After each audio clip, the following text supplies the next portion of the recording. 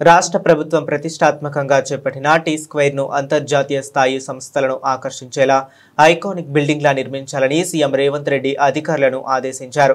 నగరంలోని ఐటీ ప్రాంతమైన రాయదుర్గంలో అత్యంత ఆకర్షణీయంగా దీని నిర్మాణాన్ని చేపట్టాలన్నారు. ఈ ప్రాజెక్టు హైదరాబాద్ కు కొత్త పబ్లిక్ డెస్టినేషన్ గా నిలవాలన్నారు. ఇందుకు సంబంధించిన కొన్ని డిజైన్లను అధికారులు సీఎంకు చూపించగా వాటికంటే మెరుగైనదిగా రాబోయే డిజిటల్ యుగానికి అన్ని సౌకర్యాలు కలిగి ఉండేలా సృజనాత్మకత డిజైన్తో తీర్చిదిద్దాలని సూచించారు.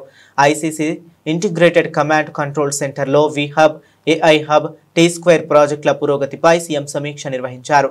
ఈ సందర్భంగా ఆయన మాట్లాడుతూ టీ స్క్వేర్ ను ఎంటర్టైన్మెంట్, టూరిజం, ఫుడ్, బిజినెస్ల కలయికగా అద్భుతమైన మాల్ కాంప్లెక్స్ గా రూపుదిద్దాలన్నారు. ఈ మాల్ 24 గంటలు అందుబాటులో ఉండే ప్రదేశంగా మారాలన్నారు. పెద్ద పెద్ద ఎలక్ట్రానిక్, డిజిటల్ డిస్ప్లేస్లు, ప్రకాశవంతమైన లైటింగ్లతో ఈ ప్రాంతాన్ని మిరుమిట్లు గొలిపే చైతన్యవంతమైన వేదికగా తీర్చిదిద్దాలని ఆదేశించారు. నిర్మాణ పనులు నవంబర్ నెలాఖరుకల్లా ప్రారంభమయ్యేలా చర్యలు తీసుకోవాలన్నారు.